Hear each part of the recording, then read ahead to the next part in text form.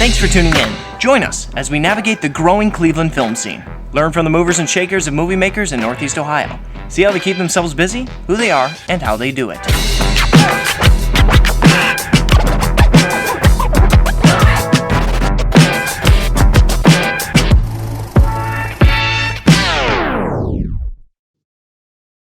All right.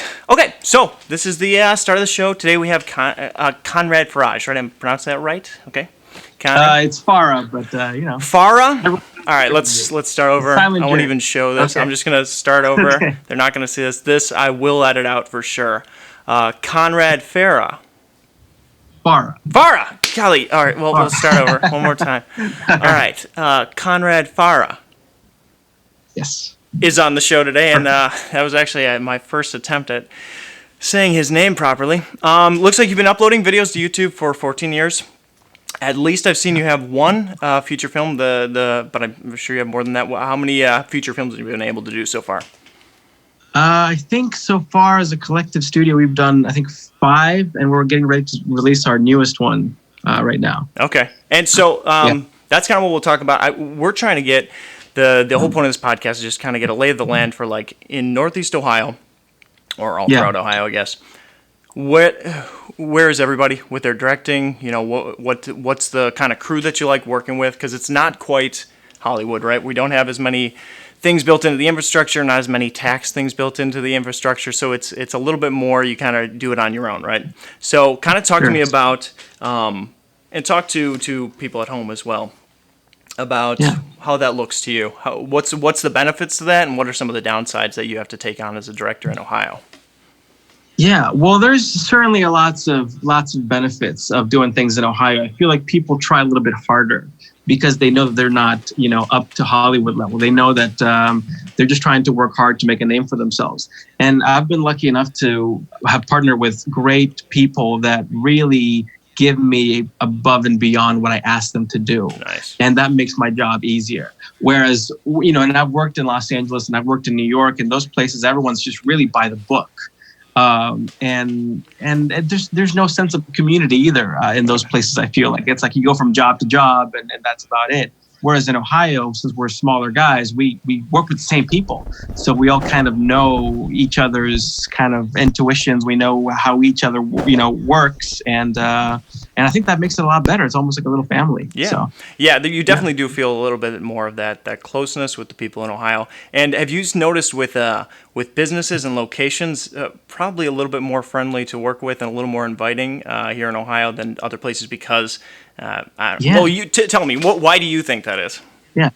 No, yeah. I mean, because, it's funny because I've done that before. I've asked so many places and they're like, what, a movie here in Ohio, here in this small town? Oh, yeah, sure. That sounds great.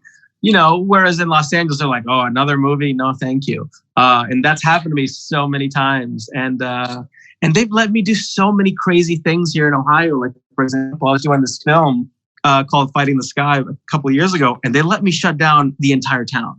I literally had the entire town shut down. I had military trucks rolling through. I had motorcycles, cop cars, I had all these crazy things. And they just let me do it.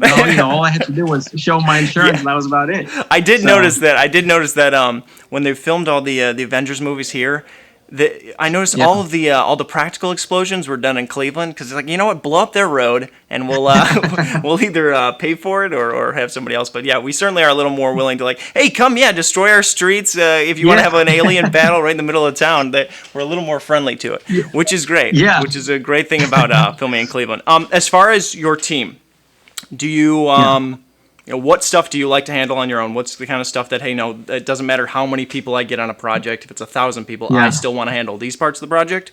And then what is the size of your normal team usually?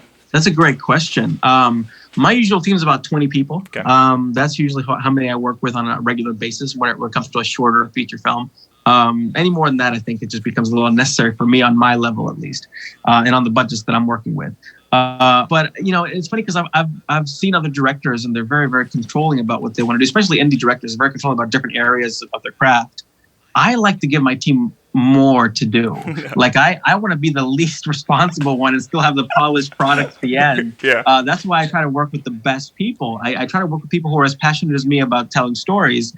So I really give people freedom to explore their craft, whether it's the director of photography or a gaffer or my production designer. I tell them, do what you envision, and hope if it meets with my vision, then we'll go with it. Otherwise, we'll tweak things here and there. Okay. But I'm not very controlling. The only thing that I'm adamant about is the blocking of the actors, obviously, the directing, the performances, and the story.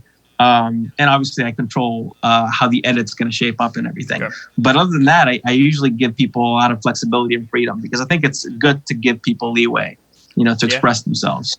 Yeah, for sure. So. I like to give people a lot of leeway on set just so that I don't have to do anything. So it's more from a laziness. Yeah. You're going from like a better art kind of concept, which is great. Yeah. But there's also other routes as well. So that's great. That's good to hear. As far as kind of the budgeting for projects, what is your thing? Do you guys are you trying to raise the funds from the last film? Are you doing raising money from other projects? How do you go about doing that for your system? It all varies, because sometimes like I'll have a project in mind and I'll talk to someone about that project and I'll say, hey, look, I'm trying to do this. And then they'll just, either give us the money or help us raise the money. And I usually try to do 3 different budgets: a very small, bare bones budget. This is like the minimum I would ever, or the minimum I would ever do this movie for. Then we have like a more realistic budget. Then we have our dream budget of what we want. Yeah. And usually we land somewhere like in the middle-ish. Sometimes a little bit less than the middle. Budgets are tight with indie films. Yeah. But I usually just seek out investors, or just seek out people who want to get involved, who want to just put money into these films, and tell stories. So. Good. And so as far as the writing side of the process, are you involved in that? Is that something you handle on your own? Where are you at in the process? I'm very hands-on with the writing, especially in the short films, particularly that I've done. I've written all of them. And as far as the features, I've written most of the ones that I've done. Whether I'm the sole writer or whether I'm the story writer, I like to get very involved with my stories. I wouldn't say that I'm the best writer, honestly. Like that's the one thing that I wish that I could. If anybody says they're the best at any particular thing, they're going to get in trouble just from people just saying. Oh yeah. So obviously you wouldn't say it, but second best maybe is that kind of what you're calling it? I feel third best is always safe to go with. If I say I'm third best to something, everyone's like, well, at least he can acknowledge there's 2 better people than him. So sure, yeah. I found that safe. No, I would. Yeah, I like my stories, and I like my writing fine, but sometimes I feel like someone else could do it a lot better. Yeah. Someone who's just real polished, and I'm just like, man, one day. Yeah. But we're not bad. We're okay. No, it's good. That's good. So as for the writing process, then, since you're involved in that and that's part of something, what do you feel is the driving factor behind the stories that you want to tell? What makes it important to you? Sure. Well, to me, it's what am I trying to say with this story, and what are the characters trying to say with the story? To me, it's all about the characters, because I feel like if you have interesting characters, you can follow them doing anything. But what are you trying to say with those characters? So to me, it's always a thematic standpoint. Is what is driving me? What am I attracted to with this theme or with this story? And what characters could resonate this world? That to me is like the first question. And once that's answered in my head, then I start building that world and I start building the plot. So yeah. Great. That's my process. Yeah, that makes sense. What behind the? Do you ever see any related motives between the different characters? That's something that attaches to you. For instance, we did a feature a while back, and it really just spawned off of.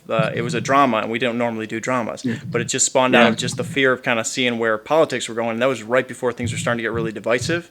And so we started to kind of like talk about, okay, well, what would a world look like after all of this gets to its worst case scenario? And then kind of a post-apocalyptic thing, but a very realistic one. But that kind of spawned out of fear. The other one spawned out of just like situations that are happening in our lives. What do you feel like is that initial, ball of light that kind of gets everything going? It's different things, honestly, for different projects, it's different things, and I've done the post-apocalyptic thing, and it's kind of scary because I was thinking about the movie that I did, it was like 8 years ago. Yeah. And it was about World War III starting because the government divided the people. And I'm looking back at that movie and I'm just like, oh boy, this is a little bit too soon. Mine takes place in 2037. Yeah, but it's all connected. No, but to me, inspiration comes from different things. You know, it could be a personal thing, like the one that we're just finishing up right now. It's called The Stars and the Storms. And it was a personal, very personal story for me, particularly. You know, I drew a lot about my own life and about experiences that I've been through, and that's something new that I've never done before. To me, it was always about some grand plot or something that I would want to watch. You know, it's almost like, what kind of movies would a 12-year-old me would have wanted to watch in theaters? That's what I want to make. But this, you know, for this one, I was like, I'm going to make it more personal, more intimate. Let's see what that does. So. Yeah. And well, going off of that, do you know what kind of do you have a similar target audience that you go for with each project, or do you really break it up between, like, you know what, I don't even want half the people that saw the last one to be interested in this next one, or do you find yourself kind of like, you know what, I have this base, I wanna make stories that address what they're thinking about? Well, that's such a great question. You know, I usually don't even think about the target audience. I usually think about what I would want to watch. Okay. But it's funny because, like, this last movie, we had a test screening back in January when things were kind of normal. We had a test screening and we had a test scores, and they came back. Women loved that movie. Like, women just loved the movie, and I was just like, oh my God, did I just make a chick flick? What did I do? You know, I had no idea what I did because it was a romance. So no, I'm clueless as to my target demographic. Okay. I welcome whoever loves the movie. Nice. Each project, I welcome whoever the audience is. Honestly. Okay. Yeah. That reminds me, we just watched Hitch over here for the first time the other day. I assumed Hitch was just a straight comedy. It wasn't until about halfway through that I turned to my friends and we realized, wait a minute, we're watching a rom-com right now that they just slipped Will Smith into. So no, there's certainly that element to just like, oh, you know, if you can, and I think that's a unique thing about the films in Ohio. It's so difficult with some of the, obviously there's some that are just like, hey, we're making a horror film. I get it. There's that too in Ohio. But I think there's also a lot of people that they create a film, and then people come to them afterwards and they say, okay, what category does this film fit into? And it's not quite, you know, it's a drama, but it's got a crime to it. You know, it really, you do see a lot more of that willingness to hop between genres and kind of, you know, play to any audience rather than just the specific. I'm gonna hit this. I'm gonna hit the sci-fi. I'm gonna hit, you know, the horror or that thing. So I think that's a great thing. I think that's a great thing to be able to see. What are some of the other elements that you really think are unique about the Ohio films, and something that you think would, you know, encourage people who are outside of Ohio to check out some of the projects that are being done here? Well, Ohio is very diverse. I feel like everyone's doing their own thing, and there's just, you know, there's a different palette of stories that are being told here. I'd like to say that there is a little bit too much horror going on.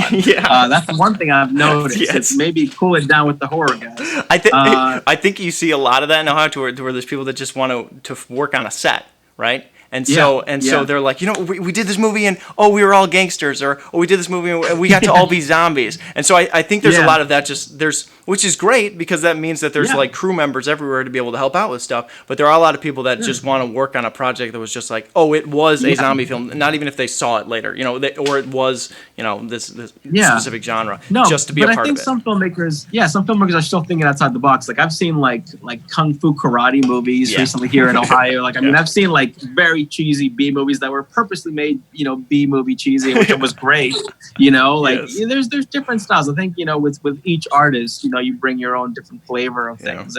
And for me personally, I try to do things completely differently than the last thing that I ever did. So like, I just finished this movie, now the next one's going to be completely different. You know, like I try to, you know, dab in different things. We do that same thing here, and I kind of know what our motives are behind it, but what would you say your motives are behind doing the different project, you know, and really shaking it up between the last one? Yeah, because I feel like if I were to do something similar, I'd be bored of doing the same old thing, you know? Like, if someone's making a cool horror movie, you know, you almost don't want to make another one because it just feels repetitive. You want to make something new, maybe make a Western, maybe make a musical, you know, challenge yourself. And that's the one thing that I always want to do, is challenge myself. How do I make this more inventive? How do I make this more engaging? And like right now that I'm, you know, we're on this like crazy quarantine kind of thing. Like, I've been thinking, like, do I finally write my Western? You know, do I finally write this epic Western that I've been putting off for like 5 years? So my mind's thinking like completely differently than my last couple of projects. I want to definitely challenge myself. Yeah, and for people who are watching at home, if you're not watching this right in the week that it comes out, this was filmed during the COVID-19 crisis that was all going on. So pretty much everybody's isolated, which is why we were able to get Conrad on for the interview today. I'm stuck at home. But yeah, no. So with our last minute here, I just want to do some rapid fire ones. One, what's your favorite project that you're most proud of? If people were to go after watching this and check out one thing of yours, what would it be? It's the one that's coming out soon called The Stars and the Storms. Nice, for sure. Nice. And how many features have you been able to do now? Do you know? Do you have the number off the top of your head? I think it's 6. Okay. 6. Yeah. Cool. And then where do you guys usually premiere them? And what's the best source for people to be able to watch the films once search they're for done? Conrad Studios on Amazon. We have a couple of things on Tubi. We have a couple of things. We had a couple of things on demand on the major, like DirecTV was one of them, Xbox Network, YouTube Movies, Nice. Fandango Movies. Like there's a couple of different streamers that have a lot of our movies. That's great. That's great. Anything else you want to say to the wonderful people at home before we go? No, just keep creating, keep making movies, stay inspired. Learn a lot from watching, from studying the masters of cinema. That's what I did, and just stay active. Sounds good. And I'll just add one last thing. And also, people, wash your hands right now. That'd be good. Wash your hands, please. Yes. All right. Well, thank you for coming on the show today. You did great. You had very insightful stuff. I'd love to work with you guys in the future and talk to you guys about some projects. So thanks for reaching out today. Yeah, thank you for having me. All right. See you guys at home. Have a good one. I'm turning off the camera now. All right. Thanks, man. Have a good one.